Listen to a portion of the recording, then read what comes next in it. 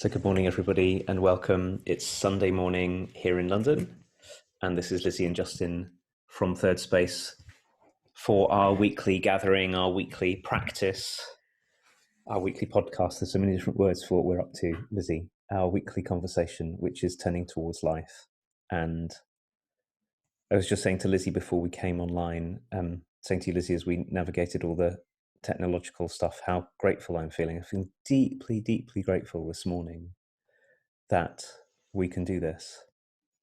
And I think I'm finally at the stage where strangeness about time during this period in lockdown is starting to reach me, and sort of having this is really anchoring for me to be here with you, and also to know that there are many, many other people who are here with us. So I'm this is a big welcome from me, I know on behalf of both of us, to all of you who are watching and those who choose to listen at another moment, and those of you who find your way to us by one way or another and join in with us in this conversation.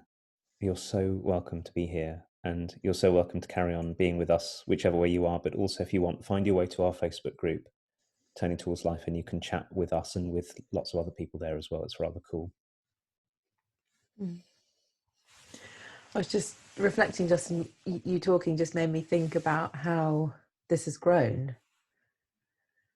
And so Justin, obviously you know this, but we have this shared email of inquiries that come in and people signing up to things that we do and everything.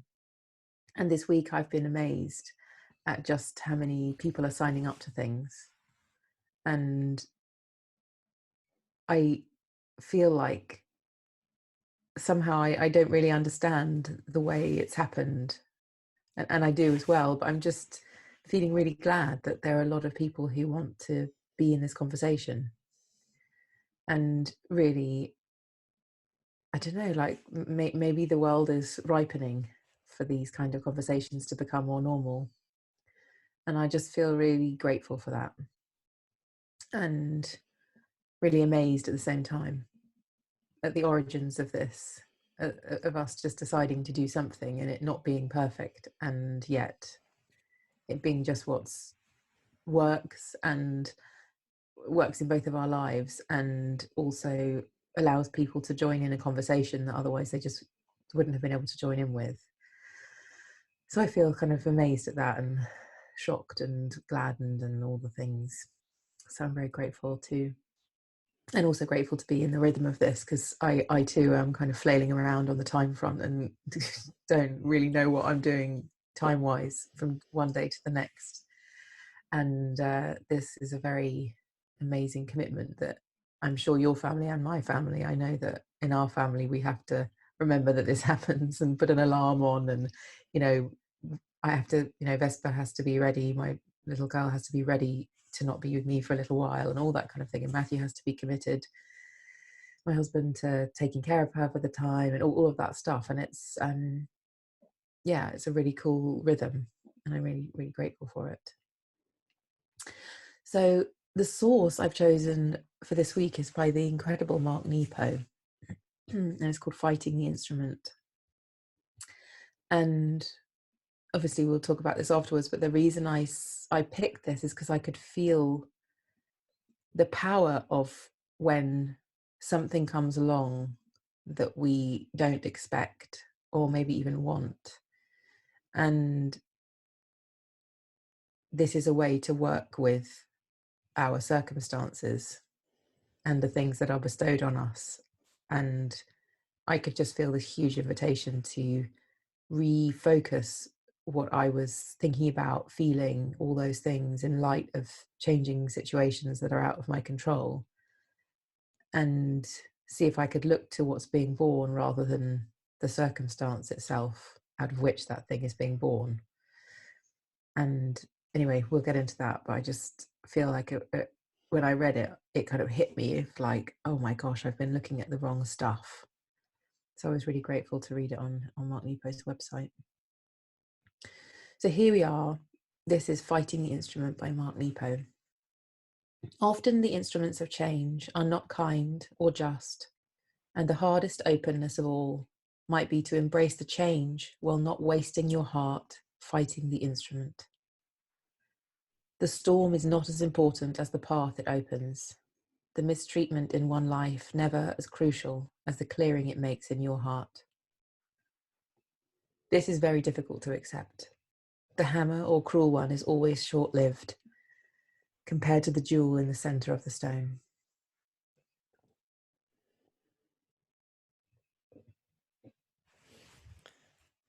I so love Mark Nepo's ability to write something very powerful and precise. Here is fighting the instrument. Often, the instruments of change are not kind or just, and the hardest openness of all might be to embrace the change while not wasting your heart fighting the instrument. The storm is not as important as the path it opens. The mistreatment in one life never as crucial as the clearing it makes in your heart. This is very difficult to accept. The hammer or cruel one is always short-lived compared to the jewel in the center of the stone.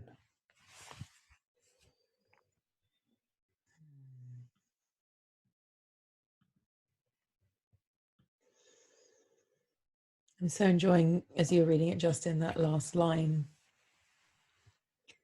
and how unless we crack the stone open, we would never see the jewel and the beauty and the shining different colors. And what it takes to break a stone open is a blow or, some quite harsh contact. And it's a really beautiful metaphor that's kind of growing in me as I'm feeling it, to know that there is beauty even though it feels like we're being cracked open, and it might hurt and it might be uncomfortable,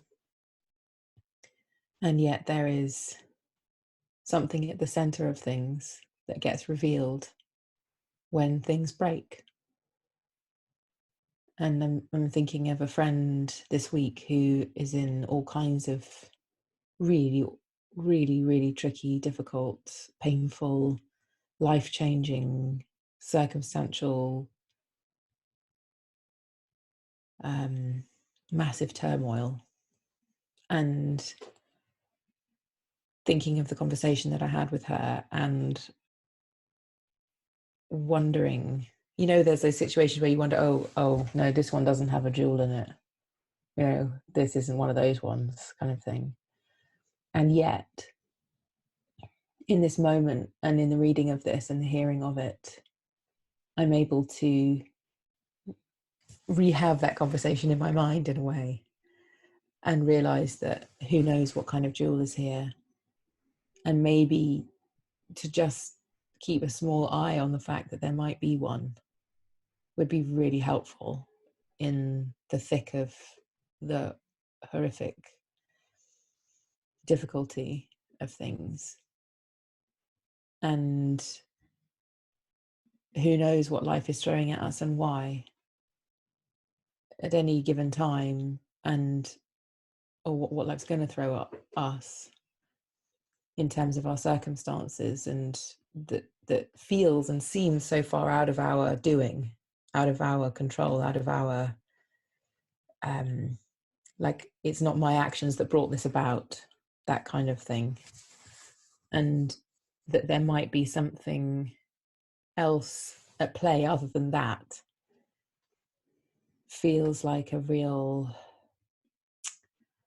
it feels comforting and sense making when things feel so weird and out of, like, that feeling for me. It's like, but this isn't my life, like this isn't me, thank you very much, and yet it's here, it's happening. And this is an invitation to work with what's happening rather than, as Mark Nepo says, this brilliantly phrased thing, fighting the instrument.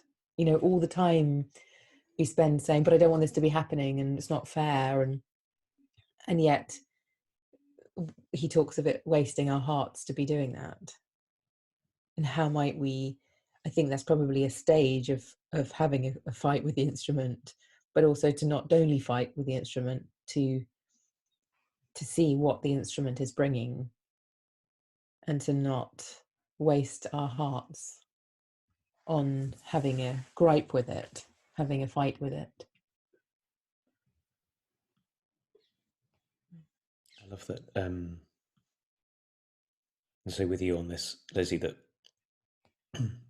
the possibility that even in what might look like the most sort of like sealed, obvious, this is a terrible thing that's happening, that we might find a different way. But I'm also really glad that what Mark Nepo doesn't do here is say, for every cloud there's a silver lining. You know, you'll go through something very difficult and then there'll be something very sweet, so don't worry. Yeah. He doesn't say that, because and it's, you know, and it's patently not true for us. You know, many people live lives which feel like being hammered by another instrument after another instrument after another instrument with no respite. Yeah.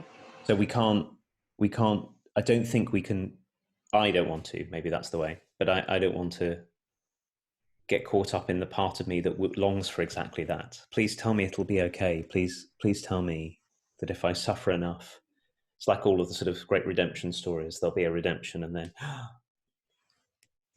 but there's something else that he's inviting us to here, which I think is really powerful. Instead of just waiting for the good stuff that comes from the bad stuff, which is our participation.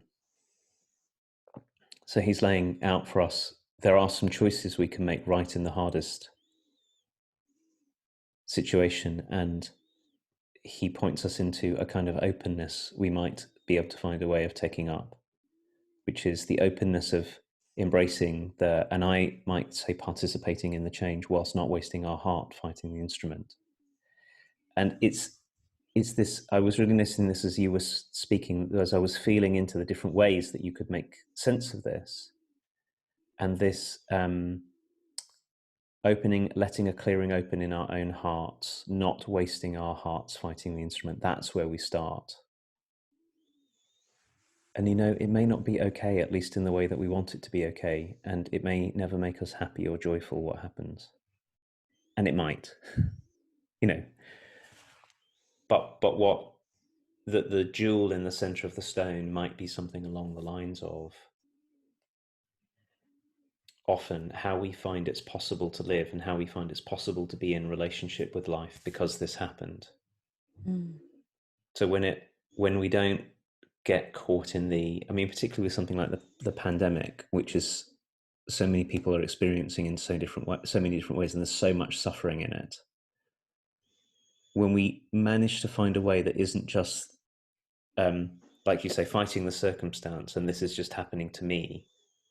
Imagine what happens as we soften our hearts and allow ourselves to really feel how, to feel our own humanity and our own indivisible relatedness to everyone and everything, for example. And this is only one possible way that might come from our paying attention to the participation of our own hearts in what's happening, rather than staying only in the, like you said, probably necessary, at least for a while, raging against the circumstance. Of course, I don't want it, you know, I don't want to be trapped at home, or I don't want to be struggling financially, or I don't want to be sick, or I don't want people around me to be sick, or I don't want, you know, the same thing applies to much more mundane situations. And like he says, Lizzie, it's really hard work for us to do this. It's not just a matter of, oh, one day I decided to open my heart. I think that this path that he's laying out for us can be a very painful path. can be a very, very difficult path to walk, to let ourselves find that in our hearts that might be breaking open in the midst of it. Yeah, I feel like this is opening into that part of the conversation that is, in doing this, so when you said, every cloud has a silver lining, it feels to me like that's a negotiation on one level. It's like, oh, I tripped over, but I got to get a pair of new shoes because my shoes broke. It's like that level. And I think what this is talking about is there being a circumstance or a change that comes that breaks us open in such a way that a new depth is required. A new depth of being human is being required, out of which gets revealed a kind of beauty, a kind of realness, a pain, a sorrow that is deeper, more real, more human than the level at which the clouds and the silver linings happen. And I often reflect on, and maybe people listening might identify with this too, is that this path that we're on, when we're in these inquiries, the reason to get on it isn't to, or to do our inner work, isn't to somehow just be fine all the time and everything be okay. Because if that's why you're doing it, don't do it. Because the path, as I see it, is one of a deep kind of joy, but it's not one of everything being all right all the time, or that being the point of it either. It's more about the path being a deepening, a kind of contactfulness with whatever's happening, and looking at our relationship to life and being in life in that contactful, responsive way, which is very different to everything just turning out and being fine and shiny. If I do this inner work, I'm going to be happy all the time. I'm going to have everything that I need. It's not that thing. And, I often have a yearning personally to return to those times. I often think, oh, if I could just shut all of this down, all of my imagination, all of my feelings, all of my thoughts, and just go back to the time when things felt simpler, because I was just bouncing along life and not really taking notice of anything and not really thinking about things too much. And then I would just not have to do this anymore. And in those moments, I think that's a response to things being really hard. But then in those moments when I come back to myself, I think, no, I wouldn't shut this down for the world. Like, this is who I am. This is what I want to be. This is how I want to think and feel and be a human being in the world, a human being of inquiry and some depth and some compassion and some asking much, much bigger questions than the person who I was, who would just keep things just so. Like, it's so much more liberating, so much more, I feel like I have more power, more agency, more deftness with people, more ability to respond, to live my life in a way that's more fluid and in relationship to what's happening in the people around me in the world, rather than one that's kind of separate and cut off from it.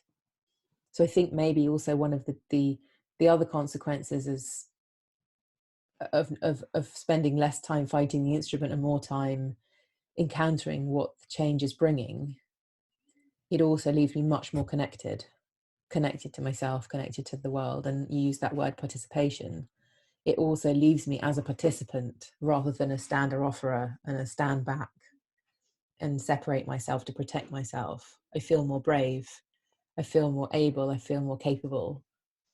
And I can trust and have confidence that I can be in the world in a way that is called for, rather than having to shrink away because I don't feel able to be in certain circumstances or with certain people. And I wouldn't change that if I really asked myself the question, for having the much smaller capacity and less agency to be in life the way that life is calling for. Such beautiful language, Lizzie. The image of our contracting away under the blows of life, and sort of bracing ourselves, or learning to open so that we can find out that to be a human is to be a kind of depth. It's really coming to me whilst you're speaking, and I think it's probably why Mark Nepo chooses the heart as the centerpiece of this, because I think this is where we find this, that one way to be a human, one very familiar way for many of us, is a kind of self-protective, hyper-vigilant. I mean, I can feel the way this goes in my body. I sort of everything tightens up, my shoulders go up, and my rib cage tightens, and all of that. And it's like I'm doing everything I can to not be affected, and that somehow that move will keep me safe. But what it does is it's like skating over the surface of life, and we can live that way for a very, very long time without even realizing that that's what we're doing. It's like we've sort of pulled ourselves into a little point, and we're back through our very understandable wish for self-protection, sort of then bouncing away on the top of things. And then you say to us, Lizzie, but there's another way, and it's got something to do with the depth that we can be, and it's also got something to do with intimacy with life itself, and then it's got something to do with finding out that we're not at all separate from life, that we are actually, much more accurately described, we could understand ourselves as expressions of life itself, or the place where life comes through. And that what comes with all of this, allowing ourselves to be in the difficulty of being subjected to an instrument of change, what might come is a great big release into a way, way bigger understanding of ourselves. And of course, what that comes with is a way bigger understanding of others as well, and that other people stop being people are getting our way, or people are doing things to me, but other people become depth too, or other people become life too, and we start to see beyond their face into what's behind or beneath. I was really moved by what you said about the kind of questions that we can be in from here, that maybe not wasting our hearts on fighting the instrument is letting ourselves ask much bigger questions. What is life showing me? What is life inviting me into? What might I care about that I don't care about now? What might I let myself feel that I don't feel now? What might I not even yet have any words for knowing about life that I could let myself know? And of course, in the end, what might I get up to? What might I attend to? All of these very, very big questions are available to us all the time. But it takes and I've been thinking about this a lot. I mean, just simple things like how much not traveling anywhere is showing me about the depths and the intimacy in really, really simple things. Since I haven't been getting on the tube and getting on the bus and doing all my ordinary, and since I've been putting down all the rules I think I have about how busy I should be or things I must do, as all of that's been taken away, it turns out that, and I'm going to borrow another phrase from Mark Nepo, he's got this book called The Way Under the Way, which I think is such a beautiful title, that under the ordinary way, there's another way, and that's available to us. And that's the way in which I think the jewel in the center of the stone might get revealed to us, if we can learn to open ourselves. And I don't really think we can do this on our own. I think the place we do it is more like this way. Like what we're doing here now, Lizzie, is I'm just by being with you and letting myself open and soften to what you're saying, and to not try and make this go my own way. And just feeling your own depth, I can feel contact with mine. No, particularly so in the light of these words and the light of the situation that we're in. Yeah, me too. Just then when you said the kind of questions we get to ask are different, it just really kind of hit me as how beautiful that there are a kind of, what is the word? Like, it's like looking at a different landscape and seeing that there's different things to do all of a sudden and ways to be, and having a kind of shock, like an instrument of change, as Mark Nepo says. It's like everything, the world moves or something. The world becomes a different world all of a sudden. And of course, then it's like our narrative is shifted for us, and it's like we either catch up with it or we don't. but really the story's changed about what it is to be a human, like in the place where we are now. And also I can't help but connect it also to becoming a mum.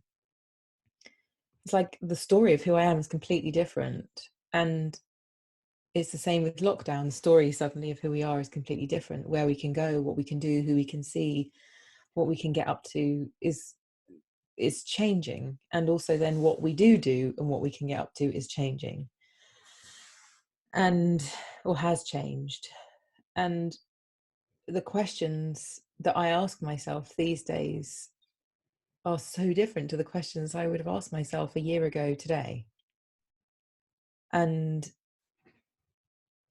how beautiful to orient through questions, like wondering what questions I'm asking of myself, of my life, and looking at that and actually being aware of what questions I'm asking, and how that shifts when the instrument of change comes along. And I know that, one question I might have asked myself before was, what am I going to do today? And I still in some way ask that, but actually the bigger question that I'm finding myself asking is, how can I love today? Like, how can I be loving today? Because that's actually, in lots of ways, all there is left to do, which is really beautiful for me right now. It's like, how can I be really truly present today, and keep asking myself that question? Because there isn't, I haven't got a group to go to, or another house to visit, or something to kind of punctuate my days. Like, I don't have that. I just have a continual rolling being with a babyness in my life. And so my question of, how do I get through this day? It's not that anymore. It's like, how do I just be here this day and not pass the time, and not get through it, but enjoy it, and not let what the circumstance we're in right now dictate some kind of loss into the system that's our family, because it's a really precious time. And I don't want to come out of here and think, oh, that we, our Vespa's whole year was ruined because of lockdown or something. Like, how awful would that be? Like, I want to make it a time that is a precious time, and it is turning out to be a very, very precious time, because the questions I'm asking myself are different. And so this, poem feels so relevant to me, because, do I keep being cross with lockdown?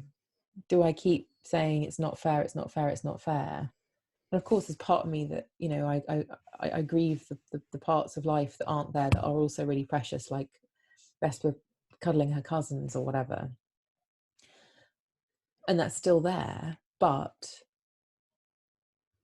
the questions I'm asking myself each day are helping me to become an inquirer as to this hardest opening that Mark Nepo talks about, and just being in that and being with that and letting it be an opening, giving it permission to be an opening rather than a constraint that feels like it's hurting me. And I think that's the gift of our work, Justin, is that I can always feel that we have a choice as to how we relate to what's happening rather than just be grabbed by it. And for that, I don't know how I could be more grateful, because it gives us a kind of freedom to work with, to do something about it rather than to feel like I'm just, being dragged around by the hair by the circumstance of my life. Very touched in this moment, Lizzie, by some words that come from Viktor Frankl, who I've mentioned before, and if I can find something of his to bring another week, I'll bring it, who was a Holocaust survivor and concentration camp survivor, and he said that the freedom that is always available to us in every circumstance is the freedom to choose our response. Mm. And I think he means that also in the way that Mark Nepo means it, which is to say it's free to us, and it's really hard.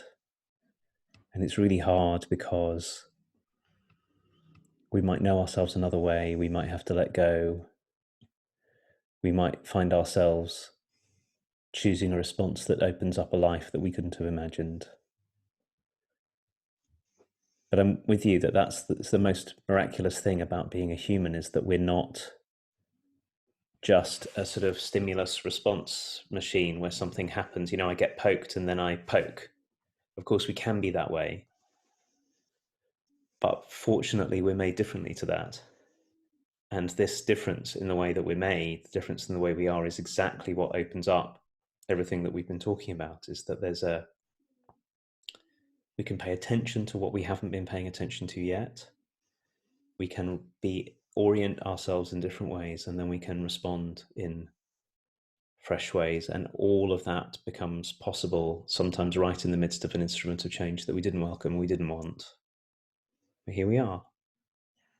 And it's that gives me the most enormous hope. Because I think a lot of the trouble we get into as humans is when we are stimulus reaction machines.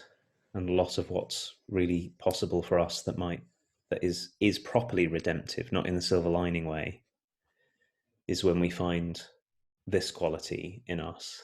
Oh, I'm not that. Oh my goodness, I'm way bigger and way deeper, and there's way more possible here than I imagined, just in how I relate before I even take any action. Absolutely. Yeah. Well, I think that's a really beautiful place to end, Justin, and thank you for just, always these conversations being deepening. I feel like in a way, these poems, these sources are all instruments of change. And we manage to